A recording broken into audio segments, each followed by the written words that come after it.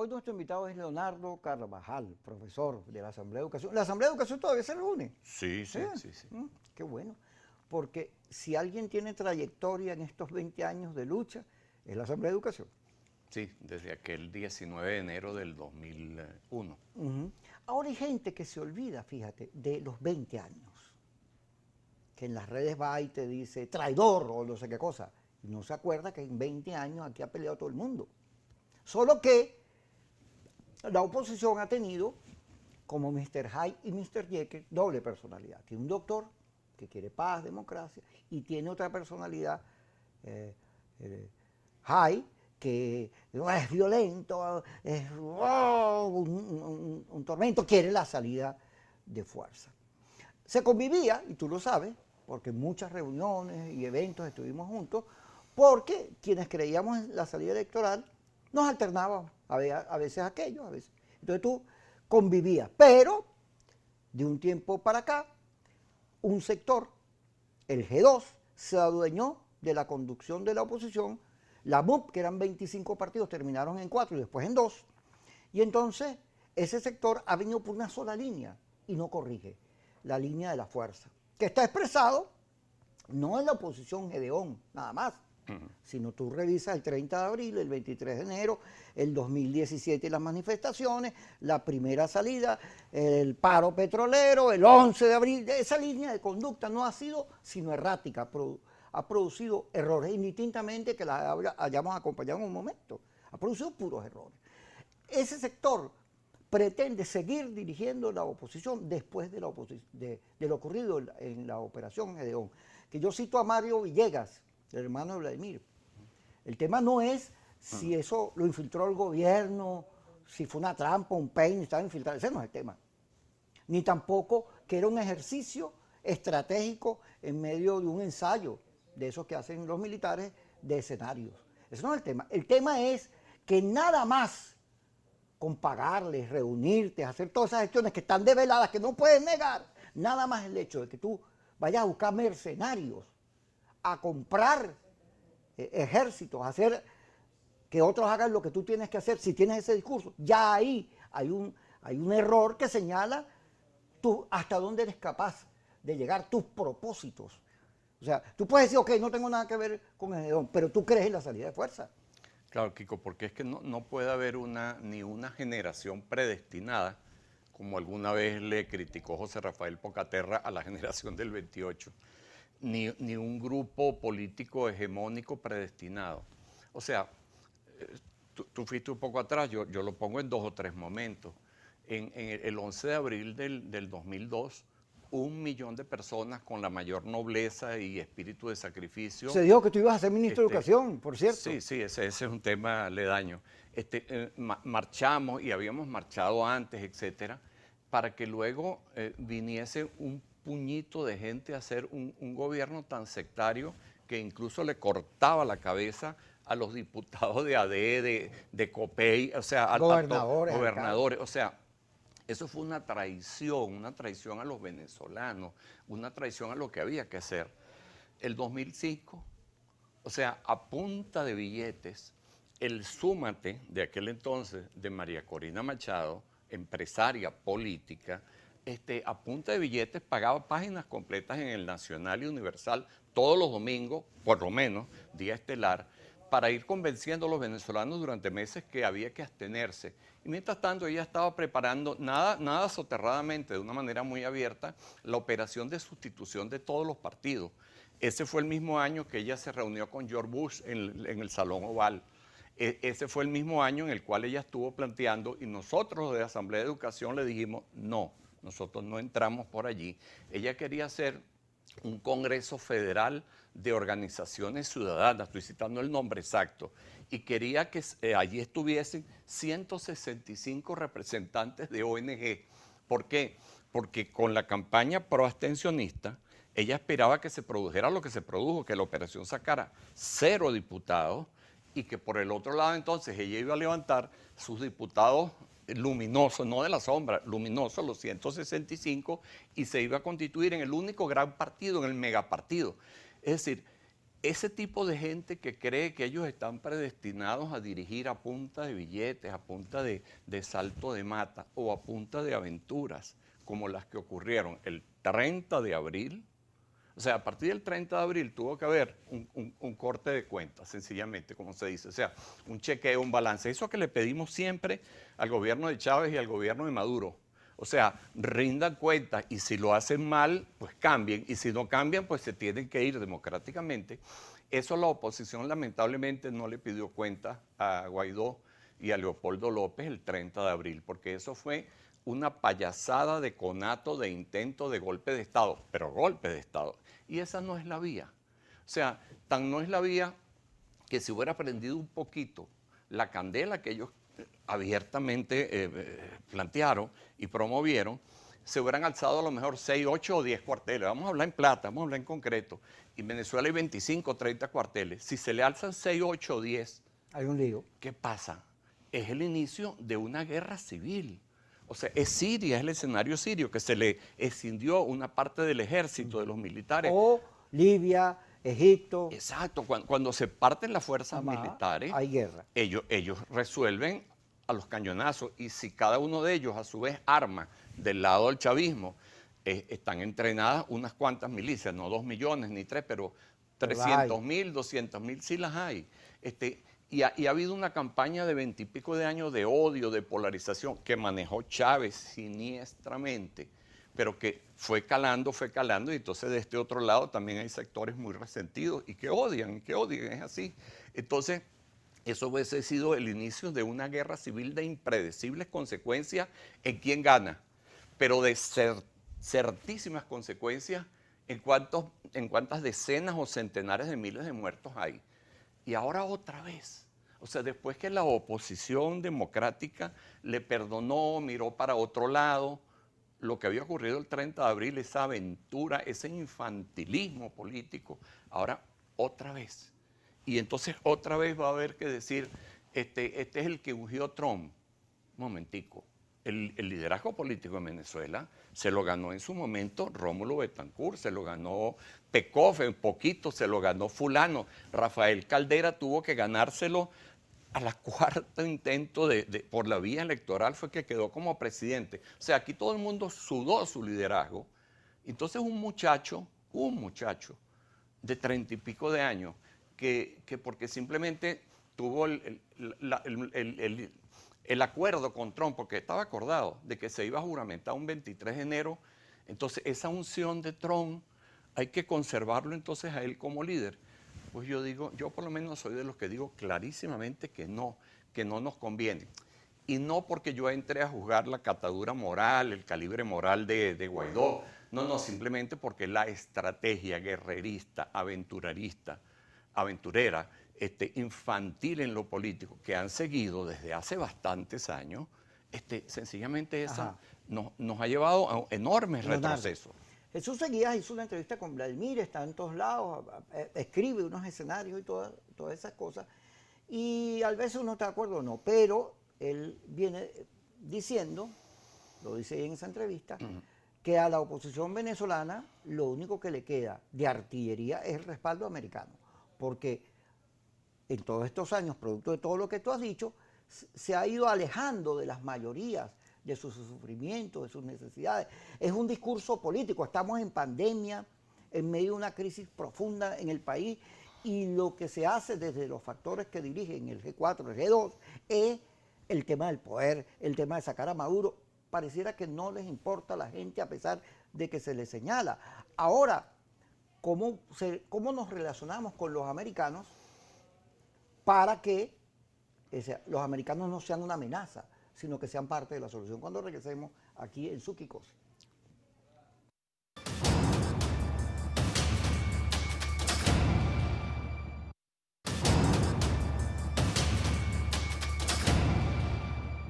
Yo recordaba ayer con Luis Parra, la entrevista, que cuando Chávez en el Ateneo se paró a hablar, que fue un discurso espectacular.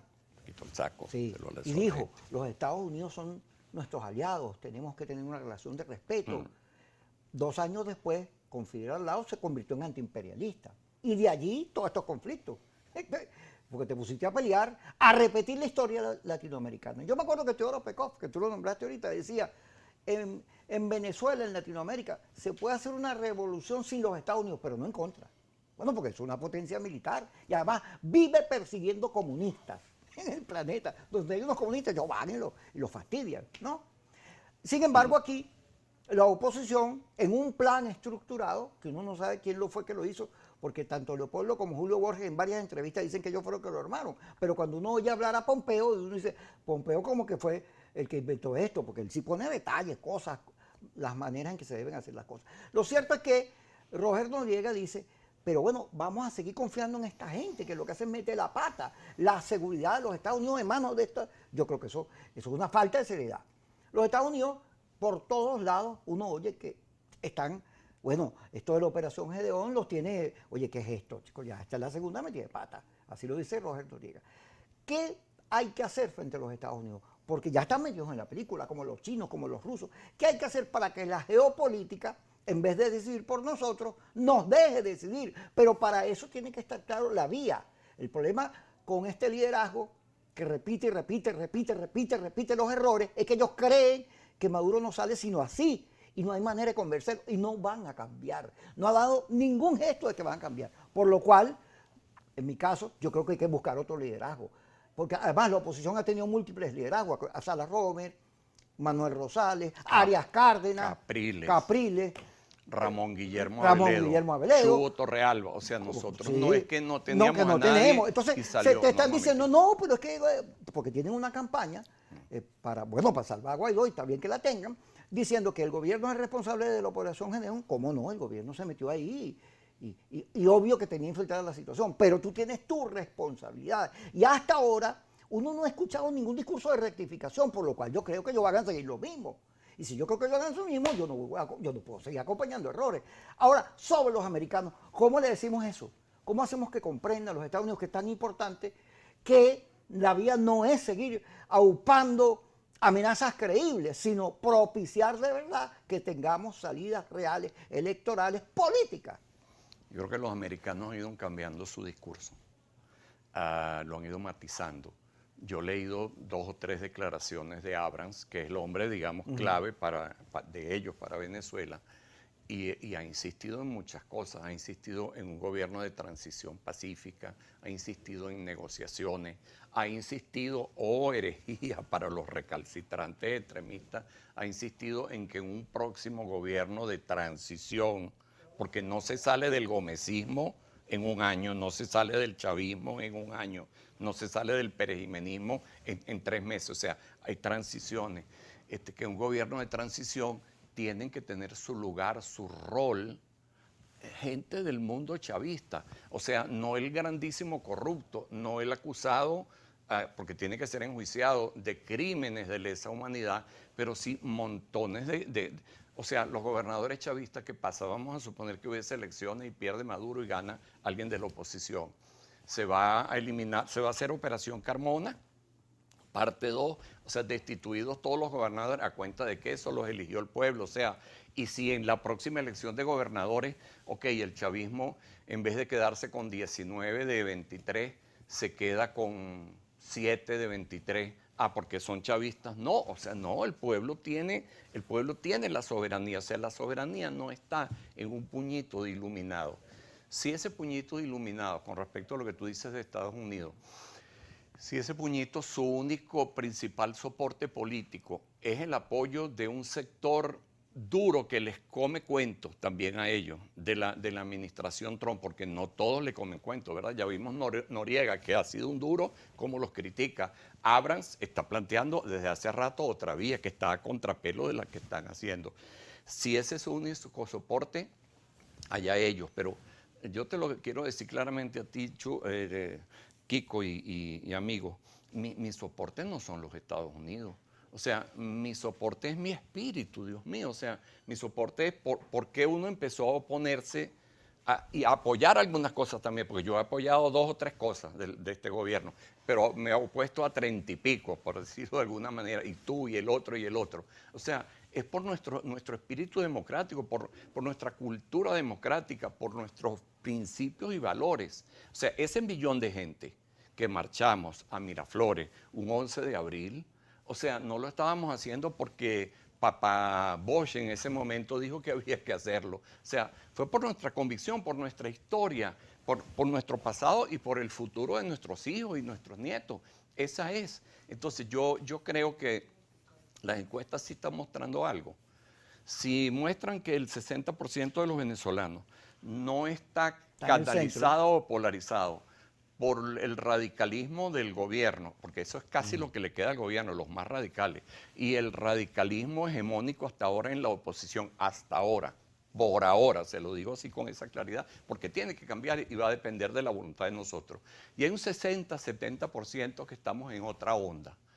Independientemente que allí por quién hayamos votado, porque la gente votó por uno, votó por otro, en uno u otros momentos. O sea, todo el mundo tiene derecho a acertar y equivocarse. O sea, nosotros queremos otra cosa. Nosotros queremos, yo voy a decirlo en positivo.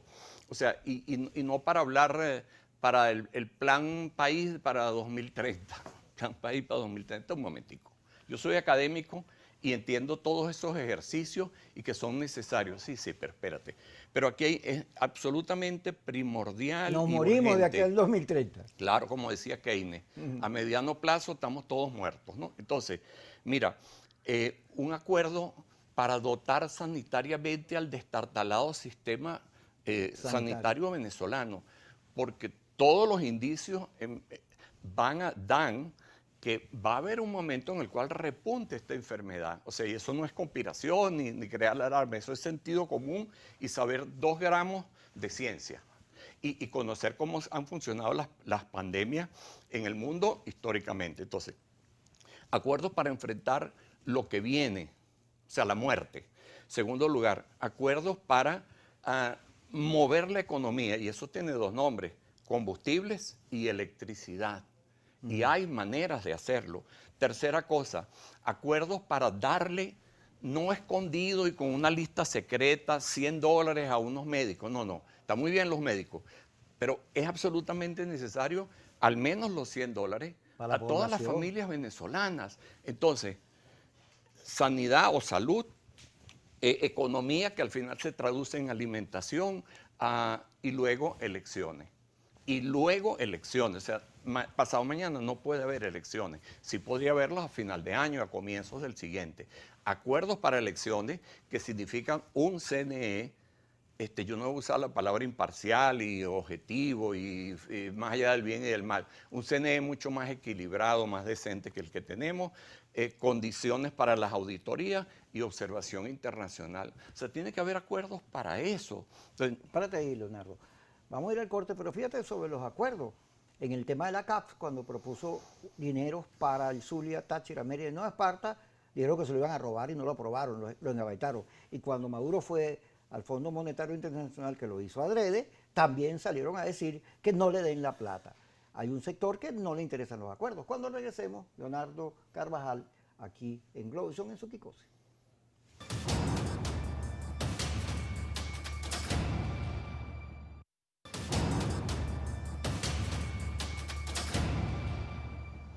Seguimos con el profesor Leonardo Carvajal. Pero fíjate, hay un problema. Tú estás proponiendo unos acuerdos para atender la pandemia, la gente, ayudar a resolver, no en el 2030, sino en el ahora. Pero el sector que dirige la oposición, del que estamos hablando, en la oportunidad de la CAF, dijo que no estaba de acuerdo, que se iban a robar. Inclusive inventaron unos informes diciendo que ya estaban asignados los dineros y era mentira, porque ni siquiera se reconocía que eso iba a ser licitado.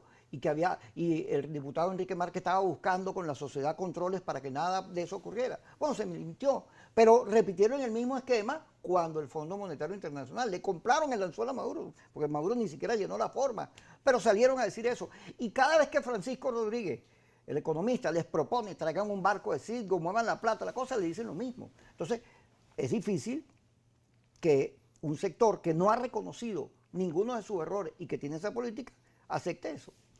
Es que son 2 estrategias y eso es lo que yo creo que los venezolanos tenemos que sopesar y cada quien con su conciencia decidir dónde va. Eso es lo que digo yo también. Cuál de ellas se monta. Llegó el momento de la decisión. Sí. Entonces, estrategia, la que yo planteo, la que planteamos muchos venezolanos, tú citaste ejemplo, Francisco Rodríguez, hay muchas maneras de plantearla o de estar en ese campo. tenemos unas urgencias brutales, no gasolina o combustible, no electricidad, la salud en pico de Zamuro, en pico de miles de Zamuros sobre centenares de miles de muertos, así lo digo. Esos son los problemas acuciantes y hay que acordarse. Hay gente que dice, la otra estrategia, lamentablemente Guaidó y los grupos que hasta ahora han hegemonizado están en esa onda, dicen cero acuerdos con el gobierno para solventar esto, buscando que estalle ¿qué? Que estalle la pandemia. O sea, que lo de Guayaquil se quede como juego de niños. Buscando que la hambruna lleve a que el venezolano saqueen ya no por decenas, sino por centenares los supermercados, los negocios. O sea, que la gente se muera ya de mengua o se suicida en sus casas. O sea, hay que estar bien gordito, bien alimentado, tener asegurados unos cuantos dólares, que me da igual si son 5,000 al mes o los que sea, para no tener la empatía y la sensibilidad frente a este tipo de situaciones. Entonces, esa estrategia suicida suicida para todos, de que hasta que no salga Maduro, aquí no se resolverá, no vale. O sea, planteemos la otra, que es ganar, ganar. O sea, si el poder legislativo y el poder ejecutivo, porque se necesitan esos dos poderes, se ponen de acuerdo para solicitar el crédito de la Corporación Andina de Fomento, para resolver la electricidad de los estados que están peor, no es que estén, no, o sea, todos estamos mal, pero es que están peor. Si se busca la manera de que el Fondo Monetario nos dé un préstamo de emergencia, un apoyo por un año para dar los $100 mensuales a cada familia, etcétera, ¿quién gana allí? Por Dios, los 7 millones de familias, los 28 o 27 millones de venezolanos que quedamos aquí. Gana Maduro en el sentido que dicen, bueno, Maduro fue capaz de hacer ese acuerdo. Gana la oposición en el sentido que dice, fue capaz de hacer el acuerdo. Y esos acuerdos que nos salvan la vida a todos, esos acuerdos tienen que ser como los 2 o 3 primeros escalones del acuerdo electoral. Las elecciones no son un capricho, las elecciones son algo imperativo planteado en la Constitución. Tiene que haber elecciones de diputados para el 2020, de gobernadores y alcaldes. ¿Qué mejor circunstancia jurídico-política para mostrarle al mundo, al país, a los propios seguidores del chavismo, que son una clara minoría? O sea, yo creo que son 2, 3, 4 millones, respetabilísimos, porque cada quien tiene derecho a tener su credo, pero son minoría. Entonces no puede ser que una minoría política basado en acciones fascistas, porque los colectivos son fascismo puro, en una fuerza armada equivocada en su manera de entender lo que es la defensa de los derechos del pueblo, o sea, por una coacción armada, por un exceso de coacción, de represión. No puede ser que vayan a seguir dando indefinidamente sobre los cadáveres de 20 y pico millones más, sobre la opresión y la esclavitud de 20 y pico millones más, y al final sobre ellos mismos. Porque si la pandemia, o sea, que no ocurra, ojalá, pero si la pandemia llega de verdad a brincar, como dice la Academia de Ciencias, sí. Por Dios. Pero Leonardo, fíjate, hay una polémica. Yo la he asumido en el programa de radio. Yo digo, oye, un momentico, Maduro está proponiendo, y lo decretó así, extender la pandemia hasta el 13 de junio. La cuarentena. La cuarentena. Entonces, la respuesta predecible y natural es, ¡no, Maduro, no! Caen encima. Esa es la respuesta polarizada. Ahora, en Milán y en Madrid abrieron la cuarentena. Y la gente salió como loca, a Zara, a comprar. Entonces, ambos alcaldes dijeron más o menos lo mismo. Oye, no era para esto, vamos a tener que echar para atrás porque en estos países donde hay tanto coronavirus, ¿cómo vamos a salir a romper todo lo que son las previsiones del caso? Y se lamentaron de haber hecho la apertura, de manera que eso tiene que hacerse con mucho cuidado. ¿Cuál es tu posición frente a la extensión de la pandemia? Mira, de la cuarentena. A mí me han dolido muchísimo las imágenes de ciertas calles de Katia. Yo soy de Katia. Bueno, hoy Sabana Grande estaba llena. Ajá, exacto. Pero por decirte, lo que te revienta el celofán de la violación de la cuarentena y violación obligada porque la gente no se puede morir de hambre en sus casas. Es esa calle de Katia donde desemboca el metro de Plaza Sucre, donde yo llegaba y de ahí caminaba 5 o 6 cuadras hasta mi casa en las vereditas del cuartel de Urdaneta que construyó Medina Angarita. O sea, cuando yo empecé a ver eso, y no es de ayer, Kiko, o sea, sabemos, eso ya tiene desde la segunda semana. O sea, la gente que vive al día para conseguir algún dinero y que vive al día también comprando, la gente que compra 3, 4 veces a la semana en la bodeguita, en el buhonero, o sea, tiene que salir. Y entonces sencillamente esa es la realidad. O sea, el gobierno en eso es absolutamente insensible. Mira, es tan insensible y tan inhumano, o sea, que no tiene comparación con el más neoliberal de cualquiera de los gobernantes del planeta. Trump es un liberal, es un millonario, etcétera, etcétera. Los de Austria, los de no sé dónde. Y esos señores inventaron y aplicaron hace rato los subsidios. Por ahí vi en un Twitter de Maruja Tarre, la profesora de la Simón Bolívar que vive en Florida. Que no le gusta nada a Trump. Que no le gusta nada, que no va a votar por Trump, pero que le llegó su cheque de la administración. O sea, mandan cheques estos gobiernos capitalistas y liberales. Y Nicolás Maduro, ¿qué es lo que ha hecho? O sea la ñinguita, pero que es infernal, que dijo Francisco Torrealba que había aumentado el salario mínimo, sí, de $2 y pico a 4. O sea, eso es el humanismo socialista. O sea, es que se están burlando de lo más elemental, no tienen la más mínima coherencia entre la teoría que hablan, que ni siquiera es teoría, sino es propaganda, bla, bla, bla, y la realidad que están haciendo. Pero ese es el gobierno.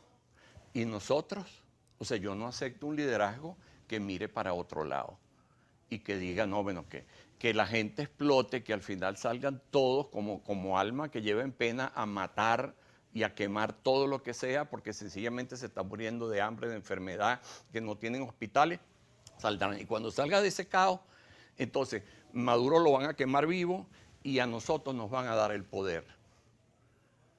No digo lo que se me ocurre, Quédate muchachitos pa' tontos. Quédate ahí porque la cara tuya lo expresó todo. Muchachitos pa' tontos. Vamos para el corte y ya regresamos con el profesor Leonardo Carvajal.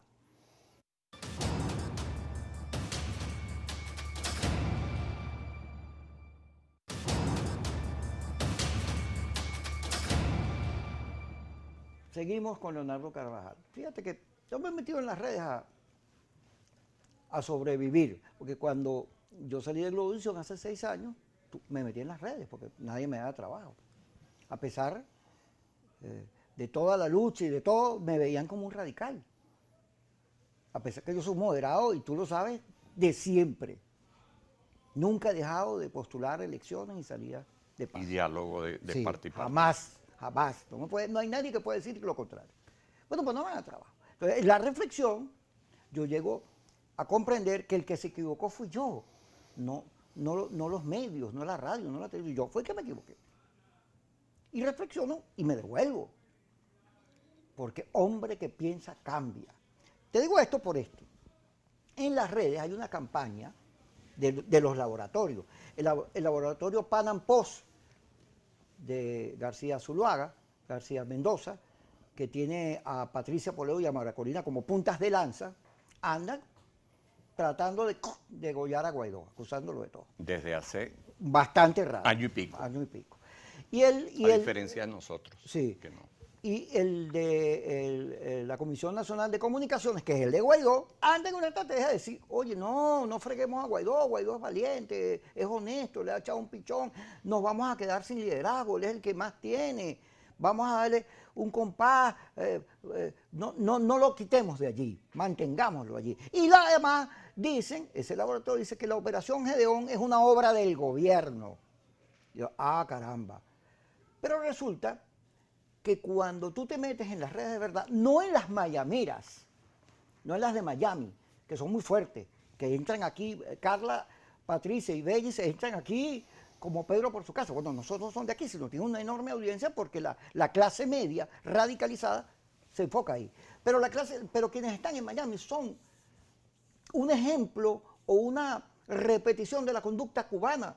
Los mayameros cubanos pasaron 60 años diciendo que muera Fidel, que caiga Fidel. Fidel se murió de enfermedad, cometiendo muchos errores, pero están poseídos de esa cultura y así se refieren al país. Por eso cuando Guaidó fue al dólar, gritaba intervención, porque ellos viven allá. El Trump, Obama, los partidos republicanos y demócratas le parecen parte de su cotidianidad, pero no es la realidad. Ahora, dice Jesús Seguía que en WhatsApp está la oposición concentrada, no ahí, sino el Venezuela, los que estamos aquí, estamos en WhatsApp. Y cuando tú te metes en WhatsApp, hay un debate súper interesantísimo, aun cuando es limitado, es chiquitico, pero es interesante porque cambiaron las cosas. Antes los radicales te acusaban, vendido, traidor, no te dejan ni hablar. Ahora no. Hay una sublevación de la gente que durante años respaldó esas políticas al G4, pero ahora dice, no, no me la calo porque la operación Gedeón es demasiado desastrosa. Y sin embargo, eso se trata de tapar el sol con un dedo. No hay un solo gesto de reconocimiento al error, ninguno. Entonces te piden que perdones a Guaidó. ¿Qué opinas tú? Mira, yo empecé a tuitear hace 15 meses, en enero del 2019. Casualmente fue cuando Guaidó se lanzó. Y yo vi esos ataques de ese radicalismo de siempre, del de María Corina Machado y el grupo del cual influye, de una manera desconsiderada desde los primeros meses. Y yo recuerdo haber tuiteado muchas veces en defensa de lo que significaba Guaidó frente a esa otra alternativa, entre comillas. Yo empecé a distanciarme de manera seria cuando lo del 30 de abril. Porque para ridiculeces no estamos. O sea, si va a dar un golpe de Estado, o sea, se lo digo como profesor de historia, o sea, mínimo haga lo de Rómulo Betancur, que el 18 de octubre del 45. O sea, por Dios, no.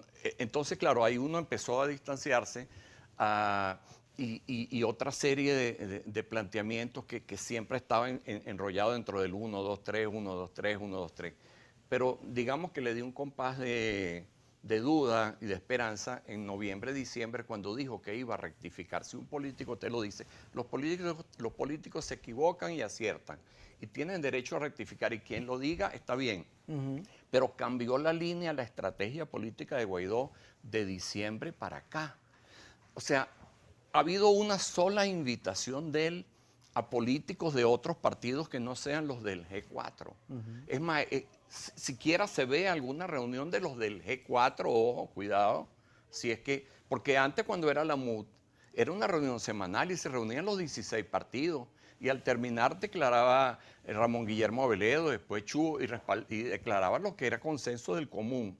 Aquí ni siquiera hay reuniones, o sea, no se ve. Entonces, es una especie de pequeña dictadura de iluminados que se sienten muy fuertes porque están conectados hasta ahora con la administración Trump. Entonces, eso es lo que no puede ni debe seguir así. O sea, porque de esa manera sencillamente estaríamos condenados a seguir metiendo la pata y pagando todo. Yo creo que hay que deslindarse. Yo hace un par de meses dije, yo me deslindo de esto. Yo sigo considerando, ojo, a Guaidó. Yo nunca le he dicho si está vendido, si es... o sea, yo no me meto en esa parte moral y a inventar cosas. Yo lo que digo es la estrategia es incorrecta, la estrategia guerrerista, maximalista, que dice si no se va Maduro, aquí no se arregla nada. Inmediatista, que le meten coba a la gente, esto se va a arreglar. Mañana. Como Lilian Tintori, pues, el año 2017, fuerza y fe que falta poco. ¿Falta poco para qué? ¿Para 200 muertos? ¿Para 300? Porque hubo 100 y pico. Entonces, ese inmediatismo, ese maximalismo, ese aventurerismo pirata, ese infantilismo político, no lo merece la oposición venezolana. Esa oposición que ha luchado, wow. Que ha luchado, la gente que ha luchado por defender a su familia, por mantenerse, por emprender. O sea, aquí hay unos heroísmos de empresarios grandes, medianos, pequeños, de trabajadores. ¿Qué cambió? Que fíjate, antes uno decía eso y te caían encima.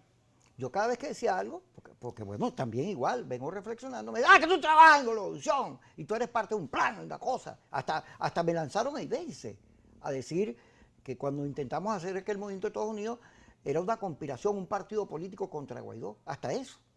Pero ahora eso dejó de tener sentido y efecto, ya nadie se come ese cuento. ¿Qué cambió?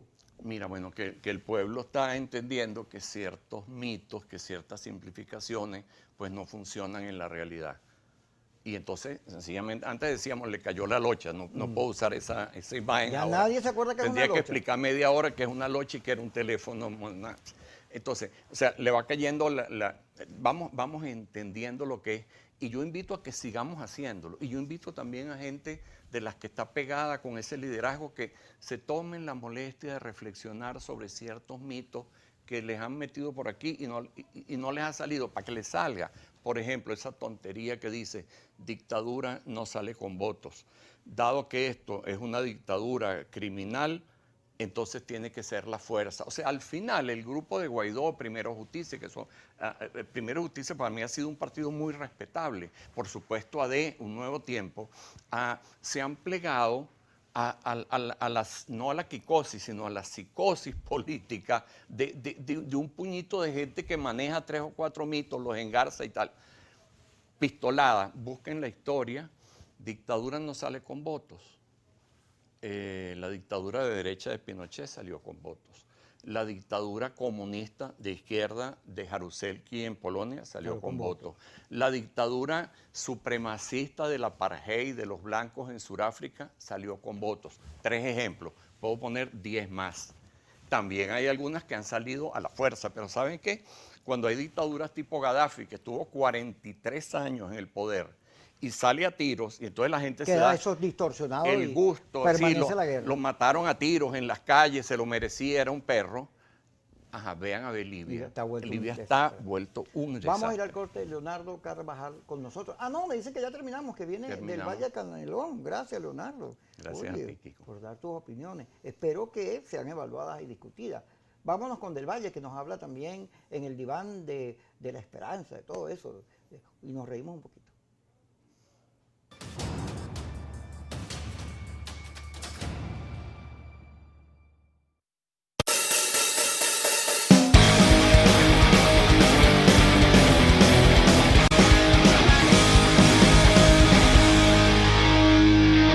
Del Valle Canelón con nosotros. Ay, yo soy de la montaña. Tú eres del Valle, yo soy de la montaña. Sí. Sí. Ay, del Valle. Qué bueno. Yo hubiera querido casarme contigo. ¿Verdad, mi amor? Sí. Pero ¿Te acuerdas no. cuando salíamos? Claro, mucho. Que a veces te tocaba hacer buenas noches. Nos divertíamos. Ay, y salíamos siempre a las 12 a las 12. por ahí para a comer arepas. Siempre A comer terminábamos arepa. en la arepera ahí en las Siempre Mercedes. en las areperas. Roland, tú y yo. Ay, aquellos días. Cuando se podía salir de noche. Ahora Sí, la gente no le señor, gusta salir de terrible. noche. ¿Tú sales de noche? Muy poco, ya muy poco. Ujú. Muy poco. No, y ahora que eres mamá tienes que atender el... Sí, por supuesto. Ajá. Completamente. Tiene 3 añitos. 3 añitos. ¿Cómo te cambió la vida? Muchísimo. Bueno, el papel de mamá es otra cosa. Ya uno, aunque yo lo sabía porque yo había criado a una sobrina y siempre he estado con mis sobrinos, pero no es lo mismo cuando ya es tuyo, cuando ya los tienes. Ay, mira, estoy botando ya las joyas preciosas. Esto es de lata.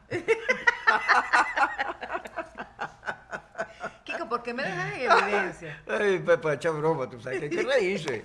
De algo, Claro. estaba como puesto, pues, como, Claro. fácil. Había que batearlo. Ajá, estamos hablando del cambio. De Isabela, vida. el Pero cambio. en el periodismo te ha tocado muy duro. Sí, muchísimo. Muy duro, ¿no? Ahí sigo resistiendo con valor, Sí. como dice el escudo de mi estado. ¿Tú sabes cuál es mi estado? ¿Cuál es tu estado? Monaga. Kiko, tantos años Pero no me echándome los acordaba perros y no me has dicho, que no, era no Maturín. sabías que era de Maturín. Sí. A mí me encanta Maturín. Sí, es Wow, bellísimo, bella, bella, hermoso. sí. Y además tiene unos desarrollos urbanísticos tipo Miami. Sí. Con cerrados, unas casas, unas piscinas, o sea que guau. Sí, pero hablan así, no Sí, como sí. Miami. Mira, del Valle. Sin embargo, el periodismo es una pasión. Sí, muchísimo. Y a veces uno sabe, te ha convencido de lo que está haciendo, y diga lo que te digan, tú estás convencido, tú sigues para adelante. Sí, Porque hay que darle a la gente la versión que le hace falta para completar el cuadro en el cual está enmarcada la verdad, porque la verdad no es una sola. no, hay muchas verdades relativas. Bueno, nos ha tocado muy duro. En realidad, a todos los periodistas estamos viviendo una etapa muy difícil. Tú mejor que nadie lo debes saber. Eres de una escuela anterior a la mía. Bueno, mucho. No. Ay, voy a poner los lentes, que no me di cuenta que tú sabes que el disfraz tiene lentes. Ay, se me olvida. Y bueno, es una pelea diaria, ¿no? Las nuevas generaciones de periodismo, la generación millennium que no saben, por ejemplo, hoy en día quién es un político, quién es un cantante, y eso es muy importante. Y bueno, y como tú dices, conocer la verdad y ver lo que está y llevar una entrevista y estar informado sobre lo que ocurre es muy importante, más cuando en este país hoy en día ya no quedan medios. Además, los medios tienen una realidad que me costó comprenderlo, Ujú. porque los medios son víctimas, no victimarios. Es así. Sí, eso me costó a mí entenderlo. Y vaya que me di trompazos para entender que hay una nueva realidad de medios, no solo derivado de las redes, de todas estas complejidades que vienen ahí, laboratorios, fake news, paredones, cosas. Claro, pero todavía eso en Venezuela la gente piensa que, bueno, en el caso que Twitter es Venezuela, no. Twitter es un segmento allí pequeñito, Chiquitico. muy Antes era más importante. grande. Ahora es muy Hoy en chiquito. día, o sea, y más con el acceso y la velocidad que tenemos en estos momentos en Venezuela, es la más baja de Latinoamérica. O sea, el segmento al que le llega el Twitter es muy pequeño y un segmento además también clase alta, pues, porque ya la media se acabó. Yo llegué a la convicción, después de estar 6 años en redes, haciendo programas todos los días, yo dije, tengo que volver a los medios tradicionales. Primero porque me di cuenta que eso se había vuelto muy chiquito, pero segundo, que el periodismo Porque es la sigue única, siendo, además. mira, el único antídoto contra el fake news, contra la mentira y contra los laboratorios es el periodismo, la garantía ética profesional que tiene el periodista. Eso es lo único que libera de eso. No, y la tradición, Kiko, los medios tradicionales, o sea, sí, y bienvenidos todos estos nuevos medios que se han formado, pero no es lo mismo una televisión, una radio, además en señal abierta, y el alcance que pueda tener que tengan estos medios. Tú tienes años en radio, ahí en Play. Sí, también. ¿Cuánto tienes ahí? En Play ya tengo como 10 años más o menos. Sí, guau, Sí. desde que era Jazz 95.5. Desde que era ya 95. Y te la llevas muy bien con Falkenhagen. Sí, Sí, claro. eso me o sea, gustó. Es un personaje. Él es un personaje. Él es un personaje. Lo estimo, saludos. Sí, pero, y además, siempre conversamos sobre política. Él cuando estuvo allí también en el gobierno, en en la cuarta, no en este, ¿no? La radio a mí me gusta porque Es más libre. sí, permite más el vuelo de la imaginación y puedes gozar la voz. Sí. Subir, bajar. Yo pongo grito. Y la gente, pero este loco que pega grito. Sí, porque cuando hay un tono de voz plano, Es muy fastidioso. Es muy fastidioso. Y la gente te cambia. Pero lo mismo pasa en televisión. Cuando tú tienes un tono, tienes una persona que hable bajito, que no sé qué, pausado, la gente te cambia. Te cambia. Tú tienes que transmitir emoción. Eso es muy importante. Bueno, yo me paso eso, porque Claro. soy medio loco. Yo sí te acuerdas, cuando yo empecé a hacer televisión, hacía unas cosas muy locas. Me fui para la funeraria, oye, y me metí en un ataúd y salía, ¡hola! Un vampiro. Tú sabes que la acabas un copión. Sí, que inventó se los copió de vampiros. ti. ¿Te acuerdas que yo bajaba un vampirito en el programa? Ay. Es así. ¿Cuánto tiempo tienes ya en Globovisión? Mira, voy a cumplir 19 años. Wow. El 17 de diciembre. Yo tenía 17, ahorita, bueno, vamos a ver si te alcanzo. Bueno, pero ahí además hace falta. Y estos medios y el espacio y todo por pequeñito que sea. A veces la gente dice, no, y se pelea con un medio. Qué error pelearse con un medio. ¿Y por qué me miras a mí? No, no lo decía por nada personal, Kiko, no. Me refería a los políticos A en los realidad. políticos. En realidad. Además, están en el colegio, a ti te toca también defender Claro. la labor, el ejercicio profesional que está tan vapuleado, chicos.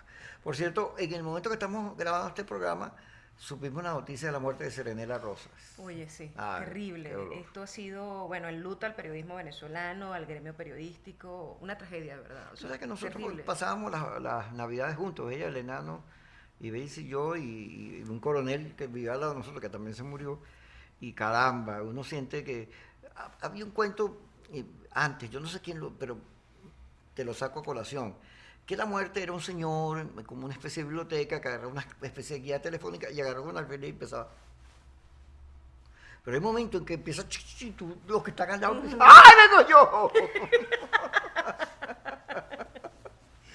¿Te asusta la idea de la muerte? A mí no le tengo miedo a la idea de la muerte. Quizás ahorita un poco porque tengo la niña pequeña, pues, pero nunca le he temido a la muerte. Yo creo que nosotros estamos en esta vida de paso. A mí me da miedo. No es tanto el tener miedo a la muerte, el tiempo que estás muerto. Eso es lo que da más miedo, ¿sabes? Ay, Dios, no. La vida es una aventura, los olores, los colores, la gente, las sonrisas. Ay. Sin duda. Aunque puedo reencarnar. ¿En qué te gustaría reencarnar a ti si te toca? Mira, quizás, no sé, en alguien, por lo menos que alguien que tenga una voz así como la de Toña Granado. Me Sí. encantaría. Yo siempre me ha gustado que... Quisiera ser cantante. No, a lo mejor no cantante, pero sí cantar. A mí me Pero hubiera Dios no gustado. me dio ese... A mí tampoco, pero yo le echo pichón. Sí, porque Sí. es que tú no tienes miedo escénico. No. Yo soy más penosa. No, yo tengo- Mi Cuando sentido del hacía- ridículo pues es. sí, cuando hacíamos buenas noches, yo siempre, oye, me llevaban entre tú y Roland, me llevaban por el camino de la locura. Bueno, porque tú eres más seriecita. Más seria, sí. cierto. Además, estás muy Pero en bonita. pantalla, Vaya, ¿qué te estás gracias, haciendo? mi Yo amor. algo te estás haciendo. No me he hecho nada. Ah, pero estás bien bonita. Pero estoy por hacerme. Habla con Ángel Ora, que Sí. todo se lo ha hecho. Todo se lo ha hecho. Tiene un menú. Tú buscas lo que quieras y ahí está. Ángela va a decir que estamos hablando de ella. No Es se que puede hablar a las personas hablar que no mal de están. alguien es muy sabroso. Sí, claro, Sí. por supuesto. Y además, tú sabes que nuestro oficio, el periodismo, el chisme es Uy, un sí, valor. sí, digamos. sí. Yo siempre he dicho que los periodistas además somos unos bichos raros. Sabemos de todo, todo, y todo lo arreglamos. Somos presidentes, somos ministros, somos todo. Pero, bueno. Pero es que el periodismo es una cosa muy rara, porque tú puedes estar sentado con un ministro ahí en Miraflores o en lo que sea, y al rato sales y te montas en el autobús y vas para tu casa, y el poder, la riqueza, todo te pasa al lado, pero no es tuyo. Bueno, ahí está. Desayunas con el presidente, almuerzas con el ministro y te acuestas con... ¿Con quién se acuesta uno? Tú con tu marido. yo a veces no sé ni con qué me acuesto, solo sé cuando se levantan. Llévate el cepillo de dientes. Uy, qué horror. Estas cosas que uno tiene que enterarse. ¿Ah? ¿Es promiscuo? ¿Qué? Veme los ojos. ¿Para ver? Te dejaron un poquito más loco que... Ay, es que la vida, la vida, la vida, la vida. ¿Eres romántica de verdad? Claro, muchísimo, muchísimo. Ok, vamos a buscar algo romántico para despedirnos. El amor, describe el amor. En 2 palabras, 3 palabras, 4 palabras, 5, 6, 7, 8. No, el amor es todo, es todo. Sin amor uno no puede andar por la vida, porque tú tienes que tener amor a tu pareja, a tu hijo, a lo que haces, a tu profesión. Si no tienes amor, no tienes ¿No te has dado nada. cuenta que el amor por los hijos, uno puede dar la vida por el hijo? Sí. Todo. Es un amor como... El hijo puede ser lo que Incondicional. sea, pero es una Sí. cosa, tú no... Estás allí, Ay, estás allí. está bien, buen final.